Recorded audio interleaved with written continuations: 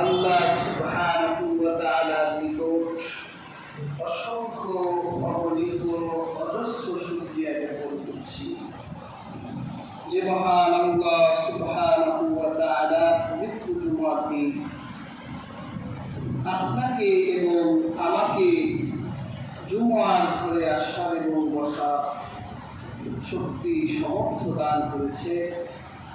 সেজন্য মহান আল্লাহ সুবহানাহু ওয়া তাআলার নিকট কালিমাতুশ শুকর আদায় করছি আলহামদুলিল্লাহ। হাজরিন, আমাদের নিকট সমাগত পবিত্র হজ, এটি ইসলামের 5টি বেনার একটি বেনার। 9 তারিখে আল্লাহর মেহমানরা আরাফাতের মাঠে উপস্থিত হবে এবং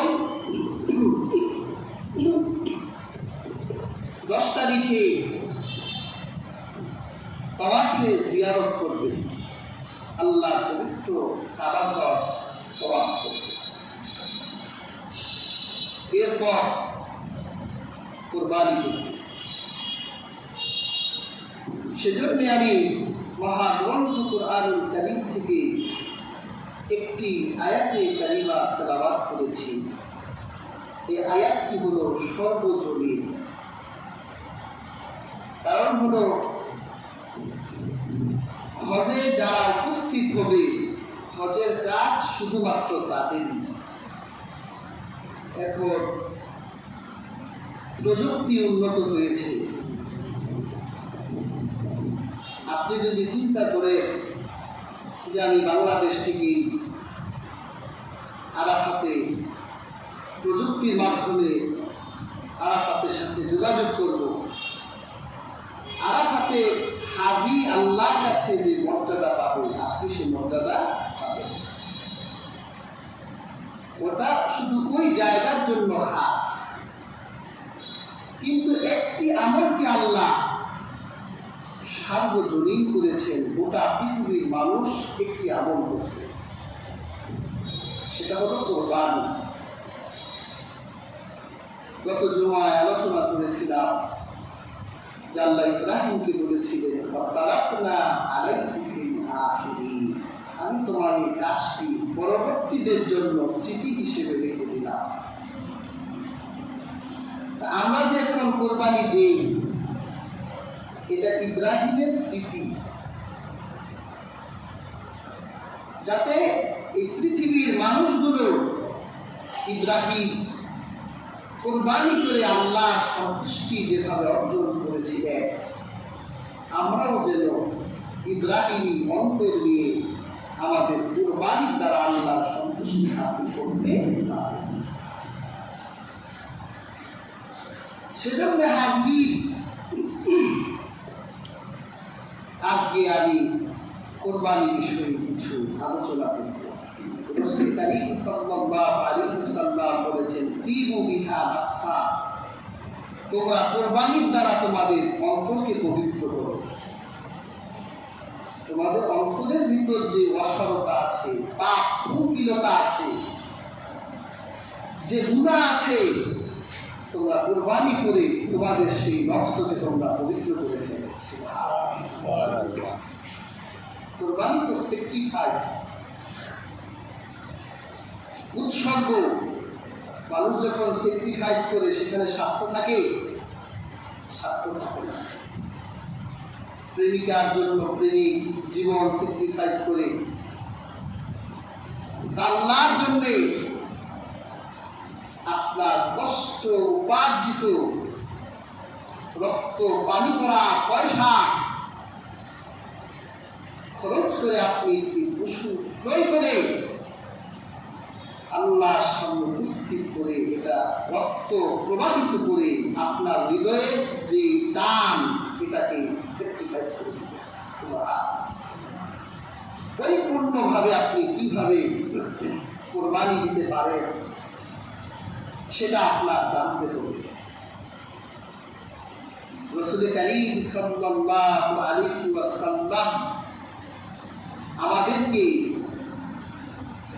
কোরবানির পরিপূর্ণ ফজিলত যাতে হাসিল করতে পারি সেজন্য রাসূল কারীম সাল্লাল্লাহু আলাইহি ওয়াসাল্লাম আমাদেরকে অ্যাডভাইস করছেন, উৎসাহিত করেছেন, বিভিন্ন উপদেশ দিয়েছেন যে আমরা কিভাবে আল্লাহ নৈকট্য হাসিল করতে পারি। সেজন্য কোরবানিতে অনেক করণীয় কাজ আছে যা আমরা করি না, আবার অনেক বর্জনীয় কাজ আছে যেটা আমরা ছাড়ি না। করণীয় বর্জনীয় বুঝতে হবে। সেজন্য আমি রাসূলুল্লাহ সাল্লাল্লাহু আলাইহি ওয়াসাল্লামের হাদিস থেকে আমি কিছু করণীয় ও বর্জনীয় আপনাদের সামনে উপস্থিত করতে চাই, যাতে এগুলো অর্জন করে কোরবানির পরিপূর্ণ ফজিলত আমরা হাসিল করতে পারি। রাসূল কারীম সাল্লাল্লাহু আলাইহি ওয়াসাল্লাম হাদিসে বলেছেন, যখন জিলহজ সমাপ্ত হয়ে জিলহজের চাঁদ উঠে যায়, বর্তমান জিলহজের চাঁদ চলছে, এটা আরবি মাসের সব শেষ মাস, ইংরেজিতে ডিসেম্বর শেষ, আরবি মাসে জিলহজ শেষ। যখন জিলহজের চাঁদ উঠে যায়, আল্লাহ হাবিব বলেছেন, মান রাআ হিলালাহুল হাজ্জাতা ওয়া আরাদা আইয়ুদাহিয়া ফালা ইয়াখুযু মিন শা'রিহি ওয়ালা মিন আবকারিহি। যদি তোমাদের কেউ জিলহজের চাঁদ দেখে আর ইচ্ছে করে যে সে কুরবানি দিবে, রাসূলুল্লাহ বলেছেন সে যেন তার মাথার চুল এবং হাতের নখ না কাটে। তাহলে একজন কুরবানি দাতার প্রথম আমল হলো, যখন জিলহজের চাঁদ উঠবে তখন সে তার মাথার চুলও কাটবে না, 10 দিন হাতের নখও কাটবে না, অবাঞ্ছিত পশমগুলো সে কাটবে না, এগুলো সে রেখে দিবে যে এখন এগুলো কাটা নিষেধ। কোরবানির পশু কেটে যেদিন কোরবানির পশুটা কাটবো সেদিন হাতের নখগুলো কাটবো, মাথার চুল কেটে পরিশুদ্ধ হয়ে আল্লাহর সামনে হাজিরা দিয়ে ঈদের সালাত আদায় করে আল্লাহর সামনে কোরবানি উপস্থাপন করবো। সুবহানাল্লাহ। হাজির যারা কোরবানি দিবে না, আল্লাহ হাবিব বলেছে যদি তারাও মাথার চুল হাতের নখ না কাটে, তাহলে আমার আল্লাহ রব্বুল আলামিন সেই ব্যক্তিকেও কোরবানি কাটার সমপরিমাণ সওয়াব লিখে দিবে। আপনি দিতে পারেন কি, আল্লাহ আপনাকে বঞ্চিত করবে না। আপনিও যদি আপনার নখ না কাটেন, চুল না কাটেন, আল্লাহ পরিপূর্ণ সওয়াব আপনার আমলনামায় লিখে দিবেন। সুবহানাল্লাহ। আল্লাহর কাছে সওয়াবের কমতি আছে? হাজির, কোরবানি দাতা কোরবানি দিলে কোরবানির পশু দেখে নিবে। হাদিস নববীতে আল্লাহ হাবিব সাল্লাল্লাহু আলাইহি সাল্লাম বলেছে, আমার না হযরত আলী রাদিয়াল্লাহু তাআলা আনহু এই হাদিসের রাবী, তিনি বলেছেন, আমার না রাসূলুল্লাহ সাল্লাল্লাহু আলাইহি ওয়াসাল্লাম আনতাশরিকাল আইন ওয়াল উযুর। আল্লাহ হাবিব সাল্লাল্লাহু আলাইহি সাল্লাম আমাদেরকে আদেশ দিয়েছেন, তোমরা যখন কুরবানির পশু দেখতে যাবে তখন তোমরা এই পশুটার চোখ ভালো করে দেখো, এই পশুটার কান ভালো করে দেখো, চোখ এবং কান দেখো, দেখো যে এটা অন্ধ কিনা। কোরবানি তাকে যেখানে দেওয়া হবে ওই পর্যন্ত সে নিজে দেখে হেঁটে যেতে পারে কিনা। আর কান দেখো, কান ছিদ্র কিনা। যদি কান ছিদ্র থাকে তাহলে এটাকে কোরবানির পশু হিসেবে শুদ্ধ হবে না। আরেক হাদিসে রাসূলুল্লাহ বলেন, আন্না রাসূলুল্লাহ সাল্লাল্লাহু আলাইহি সাল্লাম সুরিলা মা যায়াত্তাকি মিনাদ দাহায়া। আল্লাহর হাবিবকে জিজ্ঞাসা করা হয়েছিল, হে আল্লাহর রাসূল, কুরবানি দেওয়ার জন্য কোন ধরনের পশু আমরা নির্বাচন করব? ফাআশারা বিয়াদিহি, রাসূলুল্লাহ নিজের হাত ইশারা করে 4টা আঙ্গুল দেখালে রাসূলুল্লাহ দিলেন, তোমরা যদি এই 4টা দোষগুলো পশুর ভিতর খুঁজে পাও, তাহলে ওই পশুকে কুরবানি দেওয়ার জন্য নির্বাচিত করবে না। কয়টা দোষ? 4টা। এর মধ্যে 1 নাম্বার উরজা,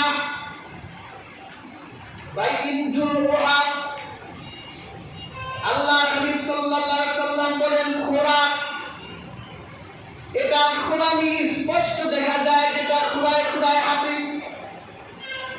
আল্লাহ হাবিব সাল্লাল্লাহু আলাইহি সাল্লাম বলেন 4টা দোষের এই একটা দোষ যদি তুমি দেখতে পাও, তাহলে এটা কুরবানির পশু হবে না।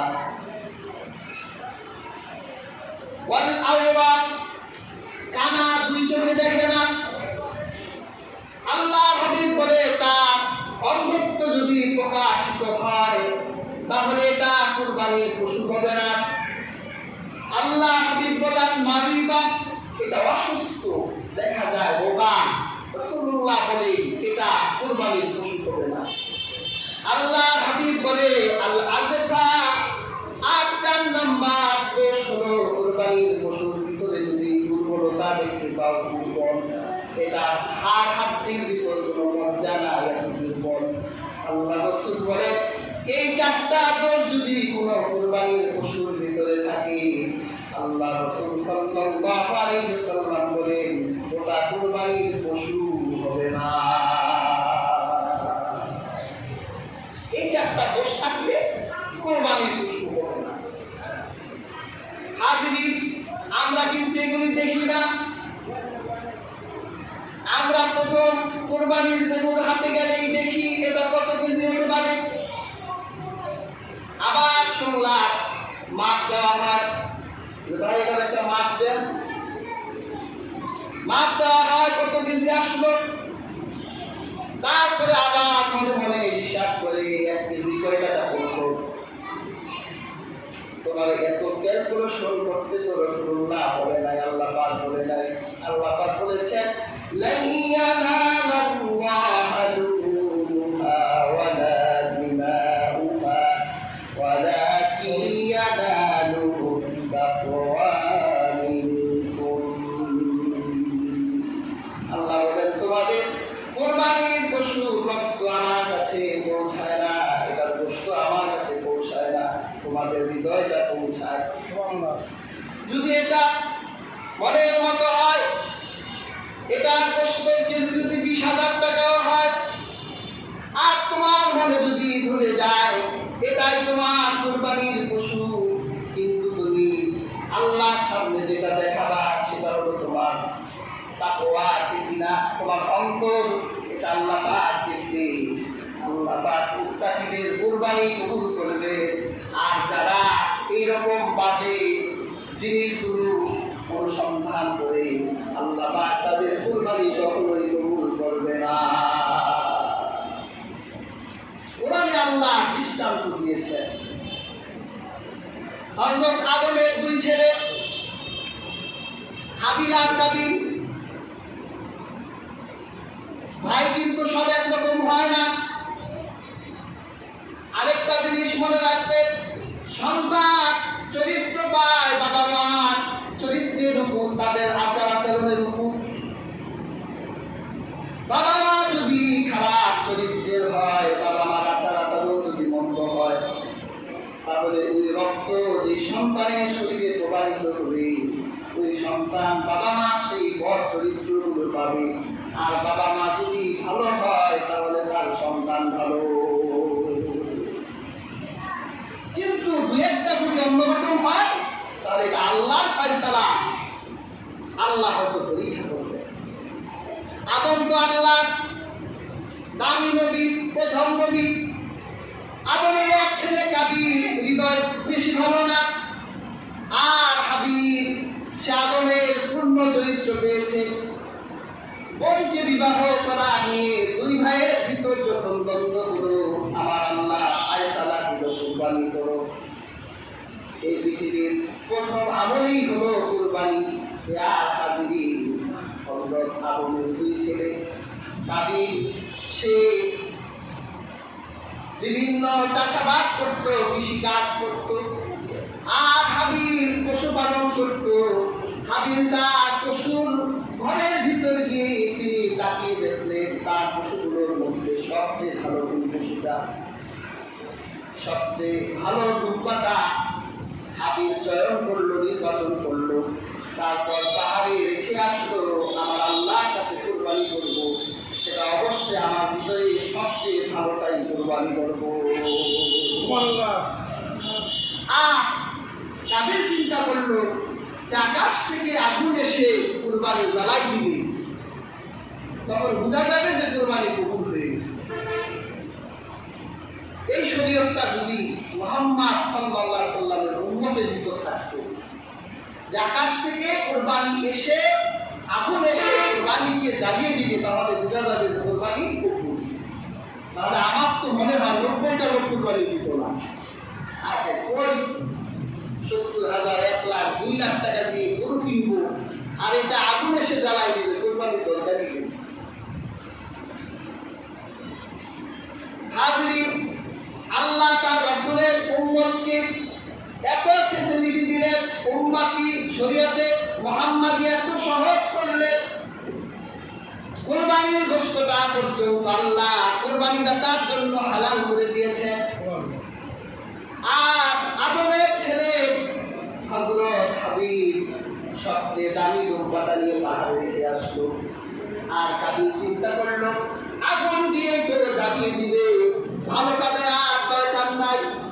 কিছু গমের বীজ সংগ্রহ করলো, এর বেশিরভাগ চিরা, গম নাই ভিতরে। এরপর যেই সকল শস্যগুলো হাজির করলো, আম, কাঁঠাল, সাপোজ ধরেন সবগুলো পচা, এগুলো পাহাড়ে রেখে এসে 2 ভাই পাহাড়ের নিচে দাঁড়াই রইল। আগুন আসে না কেন, আগুন আসে না কেন, হঠাৎ করে দেখে আকাশ থেকে আগুন নামছে। 2 ভাইয়ের মনের ভিতরে জল্পনা কল্পনা, আল্লাহ জিকিরে নিমগ্ন হয়ে গেছে।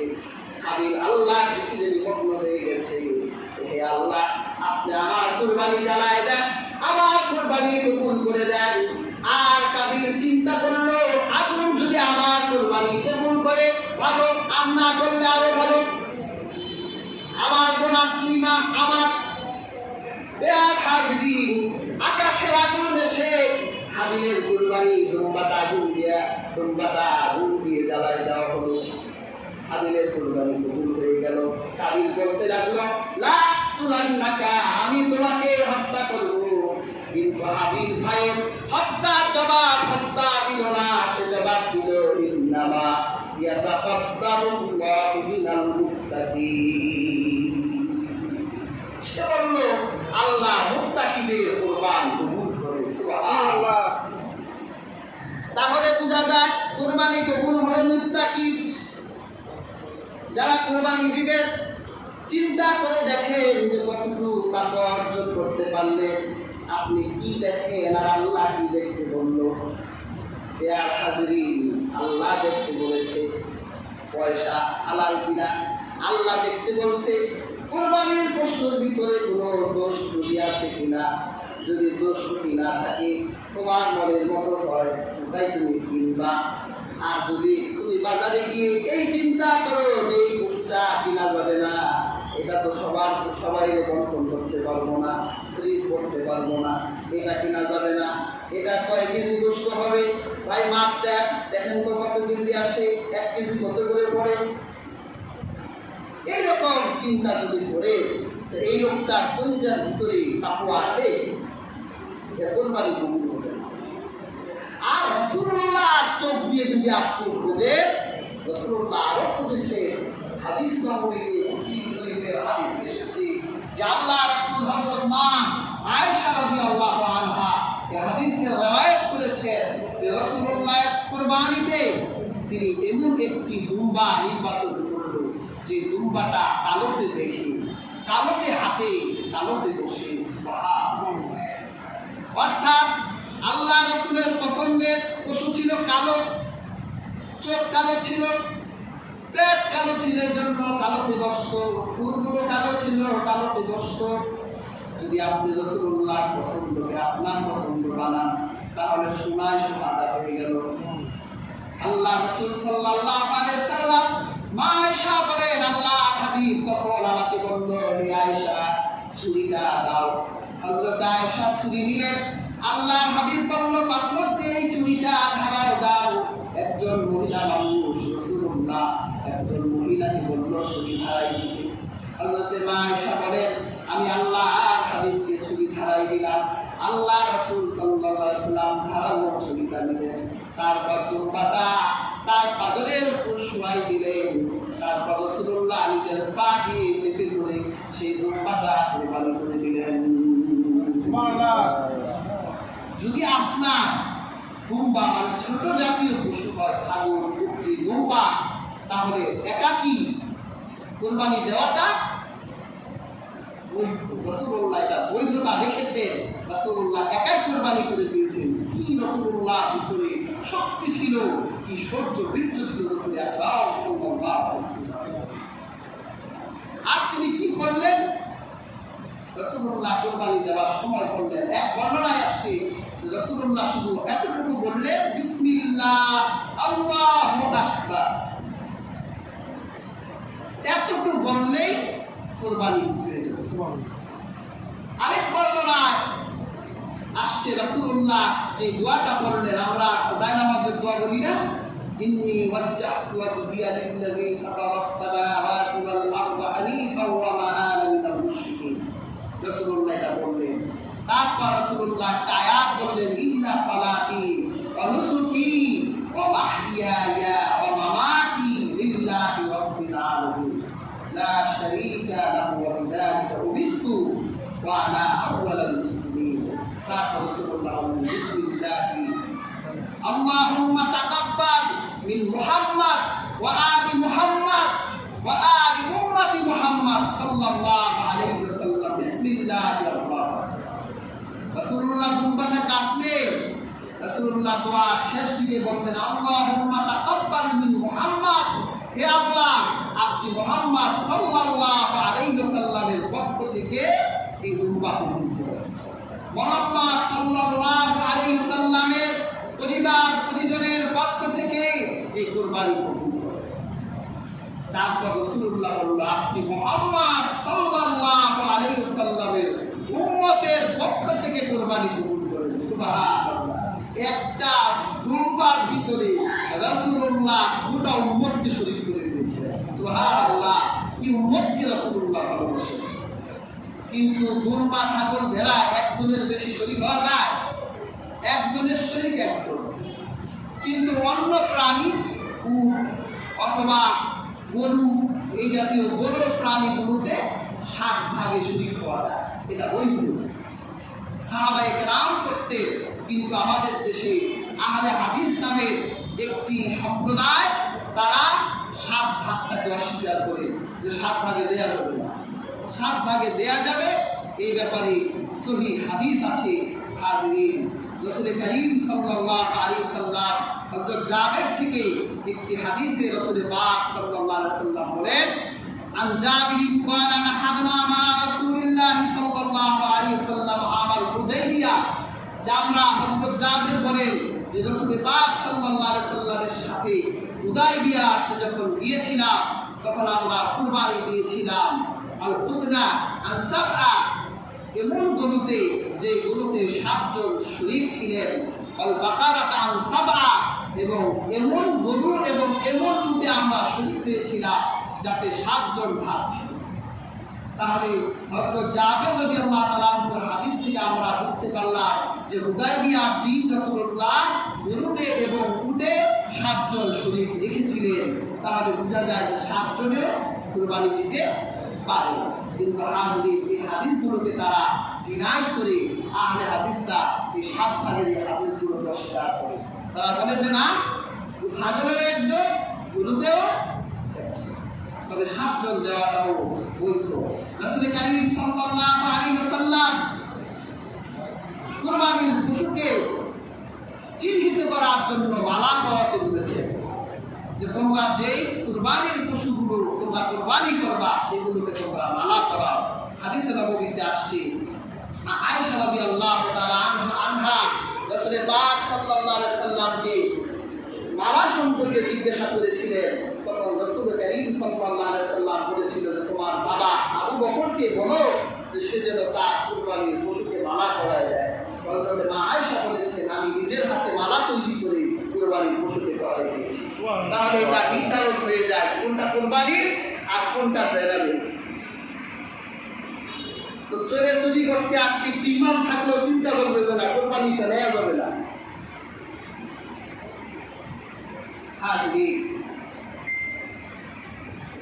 এরপর কোরবানির আরেকটি আদব হলো ঈদগাহে কোরবানি দেওয়া। কিন্তু আমাদের দেশে এই পরিবেশটা নাই। ঈদগাহ নিয়ে ঝগড়া মারামারি, ওইখানে যদি আপনি রক্ত প্রবাহিত করেন তারও সমস্যা না। ব্যক্তিগতভাবে যে যেখানে ইচ্ছে সেখানে কোরবানি দিতে পারে।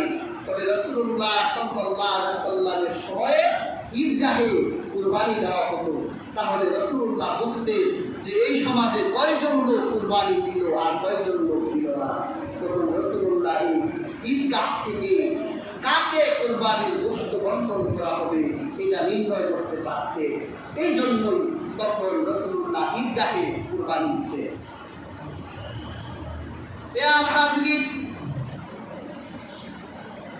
কুরবানির দিন সবচেয়ে বড় আমল হলো কুরবানি দেওয়া, রক্ত প্রবাহিত করা। আল্লাহর হাবিব সাল্লাল্লাহু আলাইহি সাল্লাম বলেছেন, কুরবানির পশুর শিং, রক্ত এগুলো কিয়ামতের দিন কুরবানি দাতার পক্ষে সাহায্য করবে। আপনারা তো গোশত খেয়ে ফেলেছিলেন, রক্ত খাওয়া যায় না, শিং খাওয়া যায় না, লোম খাওয়া যায় না। কুরবানি আল্লাহর কাছে তো মর্যাদাবান। এর শিংগুলো বিফলে যাবে না, পশমগুলো ব্যর্থ যাবে না, কুরবানির দেওয়া পশুর গলার দড়িগুলো ব্যর্থ যাবে না। কিয়ামতের দিন তার শিং আর লোমগুলো আল্লাহর সামনে দাঁড়িয়ে বলবে, হে আল্লাহ, আমার মালিক হালাল পয়সা উপার্জন করেছে, রক্ত পানি করা পয়সা দিয়ে আমাকে ক্রয় করে আপনার সন্তুষ্টির জন্য জবাই করেছে। আমরা শিংগুলো আজ বিফলে যাব না, লোমগুলো আজ বিফলে যাব না। আমরা আমাদের মালিকের জন্য সুপারিশ করলাম। আল্লাহ রাব্বুল আলামিন বলেন, সেই দিন কুরবানি দেওয়া পশুগুলোর শিংয়ের শাফাআত কবুল করা হবে। এত মর্যাদাবান কুরবানি দেওয়া, এত গুরুত্বপূর্ণ, এত মর্যাদা, এত ফজিলত। আর হারাম পয়সা দিয়ে দিলে ওর শরীরে যে হাড় হাড্ডি মাংস যা জন্মাইছে আর সেই কোনো লোকগুলো আল্লাহর সামনে দাঁড়াই করবে, আল্লাহ বদমাশ ঘুষ খাইছে। কত মানুষকে দিনহীন করে দিয়েছে। রেজিস্ট্রার অফিসে নষ্ট, গরিব মানুষ কুরবানির মৌসুমে ভাইয়ের সাথে ঝগড়া লাগছে, ৮০ অল্প কয়টা পয়সা রেজিস্ট্রারের কাছে গেছে, বলে কুরবানি আসছে, আপনার বাড়ির একটু গরু কিনে দিতে হয়, তা হাদিয়াটা ভাইয়ারে দিতে চান। ওই পয়সা দিয়ে আপনি পশু কিনেছে, আর ওই পশু আল্লাহর সামনে দাঁড়াবে না, এটা কখনো হতে পারে না। মানুষকে ঠকানোর পয়সা দিয়ে কুরবানি হয় না, এটা ঠাট্টা। ওইটা শির লোক, ওটাও আপনার আল্লাহ আদালতে মামলা দায়ের করে। কাজে হাজরি চিন্তা করে কি করতেছে। কুরবানি যখন হয়ে যাবে, গোশত নিয়ে একটা দ্বন্দ্ব আছে, এটা কি করা হবে। বেয়ার হাজরি মুস্তাহাব আমল আমাদের দেশে সেই প্রাচীন কাল থেকে হয়ে আসছে। হাদিস নববীতে আল্লাহ হাবিব সাল্লাল্লাহু আলাইহি সাল্লাম বলেছেন, আল্লাহ রাসূল বলেছেন, তোমরা কুরবানির পশুর গোশত খাও আর জমা করে রাখো। নিজে খাও, খাওয়াও, তাদেরকে খাওয়াবে, আত্মীয় স্বজনকে খাওয়াবে। আর তাদেরকে, আর সমাজে যারা কুরবানি দিতে পারেনি তাদের বছরেও সাহস হয় না যে 1 কেজি গোশত কিনে খায়। এমন লোক আছে না? এখন আগে গরুর গোশত না খাইতে পারলেও একটা ব্রয়লার মুরগি কিনে খাইতে, এখন ব্রয়লার মুরগির দামও গরুর গোশতের মানুষের 8 কেজি সমান হয়ে গেছে। এমন মানুষ এই সমাজে আছে। গতকাল এক মুরব্বী মসজিদের বারান্দায় ঘুমাইছে। উনি সন্ধ্যার সময় আমার কাছে এসে বলল যে হুজুর, আমি আপনার মসজিদের বারান্দায় ঘুমাইতেছি। আমি ওনাকে জিজ্ঞাসা করলাম আপনি কোথা থেকে আসছে, তো ওই পারের কথা বললো। আপনি করেন দেখেন। উনি বললো যে আমি পাতায় শিল দিই। এত বৃদ্ধ বয়স, আপনার বয়স প্রায় 80-85 হয়ে যাবে, এখনো কষ্ট করে খান, ছেলে পেলে নাই। লোকটা বললো যে ছেলে আছে, বিয়ে শাদী দিয়ে দিছি, ছোট ছেলেটাকে রোজার মাসে কাতার পাঠিয়েছি, তো ছেলেটা এখনো কাজ পায় নাই, খুব চিন্তার মধ্যে আছি। এখন কিছু করে তো খেতে হবে, বাসায় রুজি রোজগার করার মানুষ নেই, এই জন্য বিক্রমপুর চলে আসছি। প্রত্যেক দিন 200-150 টাকা কামাই, 50 টাকা আমারই খাওয়া আছে। এই লোকটা এই বৃদ্ধ বয়সে এত কষ্ট করে খাচ্ছে, এই লোকটার পক্ষে গরুর গোশত খাওয়া সম্ভব? রাসূলুল্লাহ কি সুন্দর বিধান করে দিয়ে গেলেন, কিন্তু খাওয়াও, বন্টন করে দাও। তুমি গরিব অসহায় দুস্থদের মাঝে এটা বিলিয়ে দাও। এটা যে কত গুরুত্বপূর্ণ একটা আমল। হাদিসে নববীতে রাসূলুল্লাহকে এক সাহাবী জিজ্ঞেস করেছিলেন, আইয়ুল ইসলাম খাইর, হে রাসূল, ইসলামের সবচেয়ে উত্তম কাজ কোনটি? রাসূলুল্লাহ সাল্লাল্লাহু আলাইহি সাল্লাম বলেছিল যে তুমি একজন আরেকজনকে সালাম দাও, আলা মান আরাফতা মান লাম তারিফ। আর আরেকটি হলো একজন আরেকজনকে খাওয়াও। একজন আরেকজনকে খাওয়ানো এটা ইসলামের সবচেয়ে উত্তম আমল। তুমি যদি একটি পরিচাকে ঠান্ডা করে দিতে পারো, কিয়ামতের দিন আল্লাহ তোমাকে ঠান্ডা করে দেবে। একটা অভুক্ত মানুষের ক্ষুধার চাহিদা যদি তুমি মিটিয়ে দাও, হাদিসে নববীতে এসেছে আল্লাহ কিয়ামতের দিন তার ক্ষুধাকে মিটিয়ে দিবে। তুমি যদি একজন বিবস্ত্র লোকের শরীরে কাপড় কিনে দাও, আল্লাহ কিয়ামতের দিন তোমাকে জান্নাতের কাপড় দিয়ে ঢুকিয়ে দিবে। সুবহানাল্লাহ। কাজে হাজরিন, এটা ফ্রিজে রাখেন না। 4টা রান ধরে দিয়েছে, 4 বিয়াই বাড়ি পাঠাই দিচ্ছেন, আপনারা 4 জন মজা করে খান, কোনো সমস্যা নেই। সমস্যাটা আসলেই নেই, খাওয়াইতে পারে খাবে। একজন ধনী লোক তার কুরবানির গোশত তার আরেকজন ধনী ব্যক্তিকে দিতে পারে, জায়েজ বৈধ কাজ। কিন্তু ধনী লোকটা তো নিয়ে খাইতেই পারে, আপনি তাদেরকে খাওয়ান, তারা দুনিয়া থেকে আপনার জন্য দোয়া দেবে, আরো সে দোয়া কবুল হয়ে যাবে। কাজে হাজরিন, কুরবানির গোশতগুলোকে 3 ভাগ করাটা মুস্তাহাব। এটা করবে, এভাবে দিবে, কাজ পূর্ণ করবে। তবে আরেকটা মাসালা, এটাই শেষ মাসালা বলছি, আমাদের দেশে কুরবানির দিন যে মজুর নিযুক্ত করি তাদের ব্যাপারে গোশতের বিধানটা কেমন? আরবি ভাষায় বলা হয়েছে কসাই। আমাদের দেশে তো আমরা কসাই বলি না। অনেকে দেখলাম গেঞ্জি কিনছে, গেঞ্জিতে লেখা 1 দিনের কসাই। হাজরিন, আমাদের দেশে আমরা এদেরকে মজুর বলি। দেখে কুরবানির দিন এরাও তো এদের সন্তানদের সাথে ঈদের আনন্দ ভোগ করতে পারত না, কিন্তু এগুলো ভোগ না করে তারা একজন কুরবানির দাতাকে সাহায্য করতে গিয়ে তারা তাদের নিজের ব্যক্তিগত সময়কে তারা নষ্ট করছে। কাজেই তাদের ব্যাপারে ইসলামের বিধান কি হবে, এই ব্যাপারে মিশকাতুল মাসাবিতে হযরত আলী রাদিয়াল্লাহু তাআলা আনহু থেকে একটা রিওয়ায়াত এসেছে। হযরত আলী রাদিয়াল্লাহু তাআলা আনহু বলেন, আমার আলী রাসূলুল্লাহ সাল্লাল্লাহু আলাইহি ওয়াসাল্লাম তাকুমা আলা বুদনিহি, রাসূলুল্লাহ কুরবানিতে তার বুদনার দায়িত্বে আমাকে রাখলেন, পাহারা দেওয়ার জন্য রাখলেন। আমি রাসূলুল্লাহ এই পশুটিকে পাহারা দিলাম। যখন এটাকে কুরবানি করা হলো, তখন রাসূল কারীম সাল্লাল্লাহু আলাইহি ওয়াসাল্লাম বললেন, তাসাদদাকা বিলিয়াহা ওয়া জুলুদিহা ওয়া আজিল্লাতিহা। রাসূলুল্লাহ সাল্লাল্লাহু আলাইহি ওয়াসাল্লাম বললেন যে এর দড়ি এবং এর লাগাম এগুলো সদকা করে দাও।